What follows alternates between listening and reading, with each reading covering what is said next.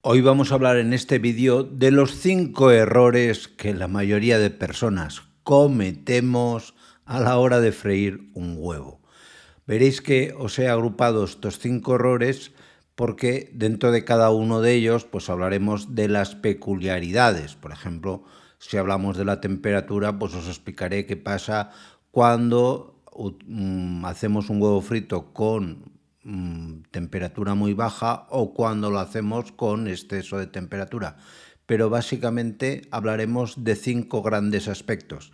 5 grandes aspectos que si sois capaces de gestionarlos y manejarlos adecuadamente, veréis que el huevo frito que os salga cambia radicalmente a la forma en la que de habitual lo estabais haciendo. Como os explico en este vídeo.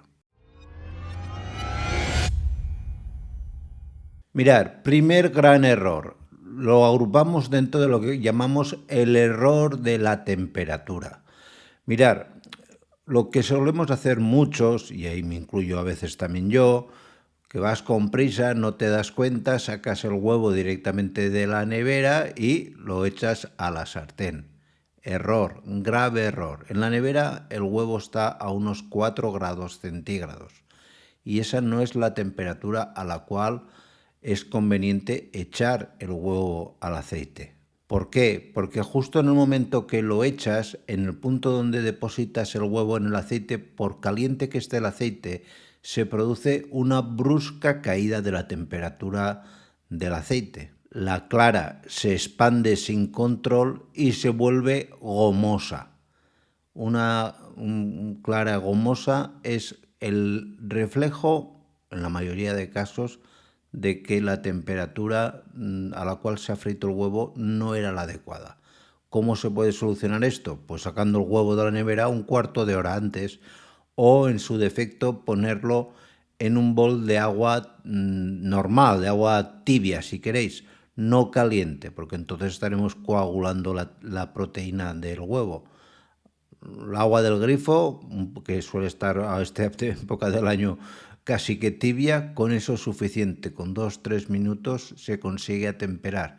Pero no depositéis el huevo nunca directamente conforme lo sacáis de la nevera en la sartén con aceite. Pensar que la transición de la temperatura para que se coagule la proteína del huevo adecuadamente tiene que ser una transición lenta, pero continuada.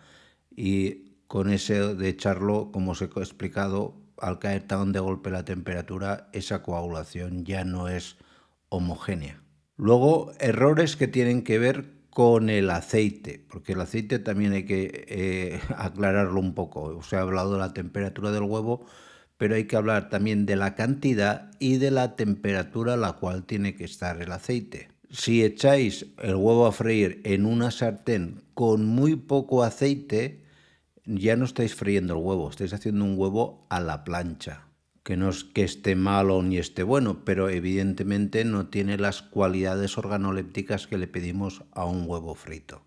Y luego, si echáis el huevo en un aceite que todavía no ha alcanzado la temperatura ideal de fritura, que son unos 180 grados, si el aceite está frío, el huevo actúa como una esponja, chupa el aceite, de manera que luego os sale pues un huevo más grasiento y mucho más pesado. Un huevo frito bien hecho no tiene que ser así. La prueba que estáis haciéndolo bien es básica y llanamente, no hace falta medir la temperatura, pero ver los bordecitos de la parte blanca del huevo, de la clara, que enseguida se convierten en tostaditos, en eso que llamamos, pues es una reacción tipo Maillard, donde las puntas del huevo se ven como quemaditas. Tercer gran error, cascar el huevo directamente sobre la sartén.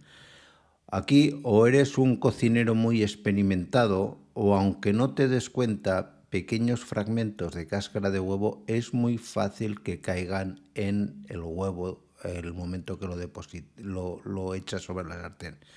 Que sí, que lo habréis visto, que los chefs y tal lo hacen muy rápido y además lo hacen hasta con una sola mano. lo que queráis. Lo ideal para hacerlo bien es que pongáis el huevo en un bol y con suavidad luego depositéis el huevo sobre la sartén con aceite. Porque además una cosa que suele ocurrir con muchísima frecuencia cuando no lo hacéis así es que aunque vosotros no lo veáis, la yema del huevo está recubierta por una membrana denominada membrana vitelina. Y cualquier pequeño movimiento brusco, como pueda ser el impacto del huevo sobre la sartén, te genera pequeños rasguños, roturas en esa membrana, con lo cual por ahí ya se pierde la estructura de la yema. Vuelvo a decir, o se tiene mucha práctica o lo mejor, creedme, es hacerlo de esta otra manera en un bol. Así te garantizas que esa membrana siempre esté intacta y que por lo tanto la yema te quede siempre más perfecta. Cuarto error es dejar que el huevo se haga solo. Esto lo hace mucha gente y a veces incluso yo. El huevo es muy conveniente que con una cuchara de madera o con un utensilio de madera bañéis la yema del huevo, porque si no se da pues que primero se hace una parte, la parte más externa y luego la yema. Conviene bañarlo para conseguir una homogenización de la coagulación del huevo. Y luego está pues el error de que digo yo del equipo, ¿no? De qué utensilios utilizamos. Es muy conveniente que ni utilicéis sartenes demasiado grandes, porque ahí es bastante fácil que a la primera el huevo se nos expanda y nos quede ahí como una lámina, no se sabe de qué manera, ni tampoco demasiado pequeño. Hay que buscar un tamaño adecuado.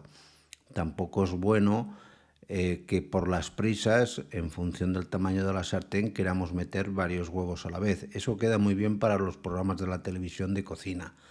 Pero si hacéis esto, primero que se produce una bajada brusca de la temperatura del aceite, pero es que luego además, como no hay suficiente espacio en la sartén en muchos casos, la cocción no es perfecta. ¿De acuerdo? Pues nada más, muchísimas gracias y nos vemos en la siguiente. Cuidaros mucho. Chao.